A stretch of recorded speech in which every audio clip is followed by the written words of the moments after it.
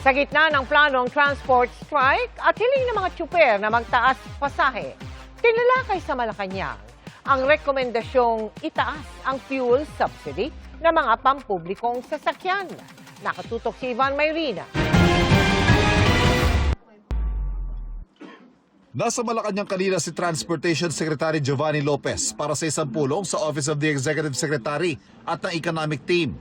Ang mahalagang paksang pag-uusapan ang rekomendasyon ng LTFRB para sa 20 pisong fuel subsidy mula sa kasalukuyang 10 piso kada litro para sa lahat ng pampublikong sasakyan sa loob ng isang buwan. Pero sa ngayon po ay patuloy pa rin po, extended po hanggang katapusan ng August ang 10 peso per liter fuel discount or subsidy. Hindi birong desisyon ang rekomendasyong dagdag fuel subsidy na kailangan pondohan ng gobyerno ng 4 hanggang 5 bilyong piso na hindi pa malinaw kung saan kukunin. Sa fuel subsidy pa lang yan, hindi pa kasamang panibagong cash assistance sa mga tsuper tulad ng unang sumiklabang giyera sa Middle East. Habang walang malinaw na desisyon dyan, nakabinbin din sa LTFRB ang mga petisyon para sa taas pasahe. Ang piston, 10 pisong dagdag sa minimum fare ang gusto.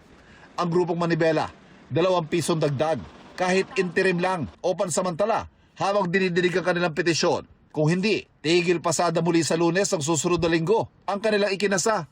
Ang sabi natin kay Chairman Vigor Mendoza kagabi ay kahapon ay hindi na talaga kinakaya ng mga tsuper at operator yung sobrang bigat na pasanin dito sa mga produktong petrolyo. Sa tuwing may petisyon para sa taas pasahe, ang inflationary effect o ang epekto sa presyo ng mga bilihin ang isa sa mga pangunahing isinaalang-alang. Pero pakiusap ng Malacanang, huwag sanang idaan sa tigil pasada ang mga hinaing.